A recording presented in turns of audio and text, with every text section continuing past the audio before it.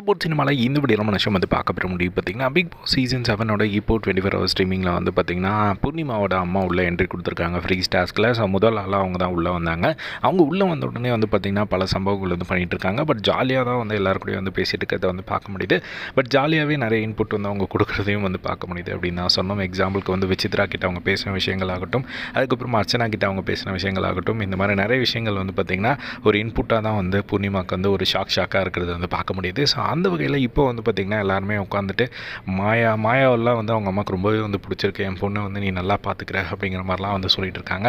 And மாயா பற்றி பூர்ணிமாவும் வந்து எனக்கு மனசுக்கு சப்போர்ட்டாக இருக்கிற ஒரே ஆள் இவங்க தான் அப்படிங்கிற மாதிரி அவங்களும் வந்து சொல்லிட்டு இருந்ததை வந்து பார்க்க முடிஞ்சது. அதுக்கப்புறமா எல்லா ஹவுஸ்மேட்ஸும் உட்காந்து பேசிகிட்டு இருக்காங்க. அப்போ ஏதோ ஒரு விஷயம் வந்து சொல்லும் போது வந்து பார்த்திங்கன்னா அவங்க அம்மா வந்துட்டு பார்த்திங்கன்னா அதெல்லாம் எப்போயோ கை கழுவி விட்டாச்சு அப்படிங்கிற மாதிரி வந்து பூர்ணிமாவை சொல்ல பூர்ணிமா திரும்பவும் வந்து ஷாக் ஆகுறாங்க.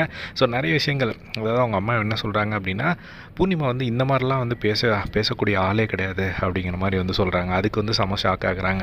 அவள் வந்து ரொம்ப நார்மலான ஒரு பொண்ணு தான், நல்ல பொண்ணு தான், பட் இப்படியெல்லாம் வந்து பேசவே மாட்டாளே அப்படிங்கிற மாதிரிலாம் வந்து சொல்லும் போது அவங்களுக்கு பயங்கர ஷாக்காக இருந்தது அப்படின்னு தான் சொல்லணும். அதுக்கப்புறமா வந்து பார்த்திங்கன்னா மாயா வாயை வச்சுட்டு சும்மா இல்லாமல் அவங்க அம்மாக்கிட்டே வந்து பயங்கரமாக விளையாடிட்டு இருந்தாங்க. அம்மா உங்கள் பொண்ணை ஒருத்தங்க லவ் பண்ணிக்கிட்டு இருக்கான் அப்படிங்கிற மாதிரி சொல்லிவிட்டு அந்த இடத்துலேருந்து எழுந்து ஓடிக்கிட்டு இருந்தது வந்து பார்க்க முடிஞ்சது. ஸோ யார் அப்படின்னா விஷ்ணுவை. ஸோ விஷ்ணு வந்து அங்கே உட்காந்துட்டு இருந்தாங்க.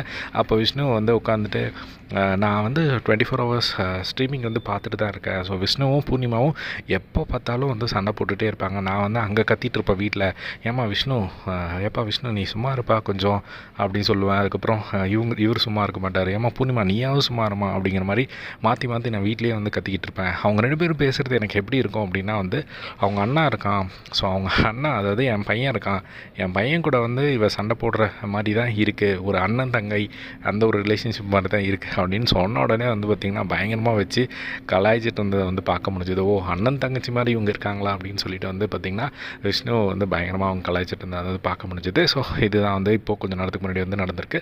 ஸோ ஃபர்தராக என்ன நடக்குது அப்படிங்கிற எல்லா அப்டேட்ஸும் தெரிஞ்சுக்க நம்மளோட சேனலை சப்ஸ்கிரைப் பண்ணி சப்போர்ட் பண்ணுங்கள். தேங்க்ஸ் ஃபார் வாட்சிங். பாய்.